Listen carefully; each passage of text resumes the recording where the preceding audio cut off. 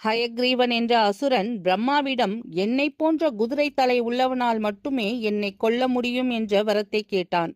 பிரம்மாவும் அவன் கேட்ட வரத்தை அளித்தார்.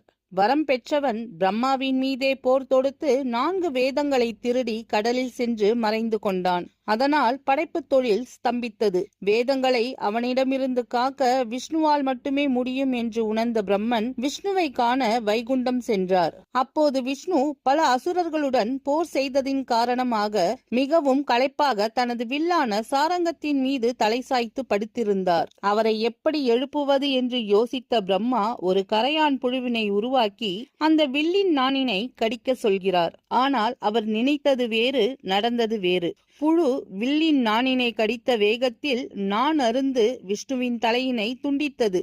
அந்த தலை பார்க்கடலில் விழுந்தது. தான் செய்த தவறினை உணர்ந்த பிரம்மன் உடனே விஸ்வகர்மாவை அழைத்து உதவி செய்ய கேட்கிறார். அவர் ஒரு குதிரையின் தலையை கொண்டு வந்து விஷ்ணுவின் தலையில் பொருத்துகிறார். குதிரை முகம் கொண்ட ஹயக்ரீவராக மாறினார் விஷ்ணு பகவான். பிரம்மாவும் வந்த நோக்கத்தை கூற விஷ்ணு பகவானும் தன்னுடைய ஹயக்ரீவ அவதாரத்தில் சென்று குதிரை முகம் கொண்ட அசுரனான ஹயக்ரீவனை கொன்று வேதங்களை மீட்டார். வேதங்களை மீட்டதால் ஹயக்ரீவரை கல்வி கற்கும் மாணவர்கள் வணங்கினால் கல்வியில் சிறந்து விளங்கலாம் என்று கூறுவர்.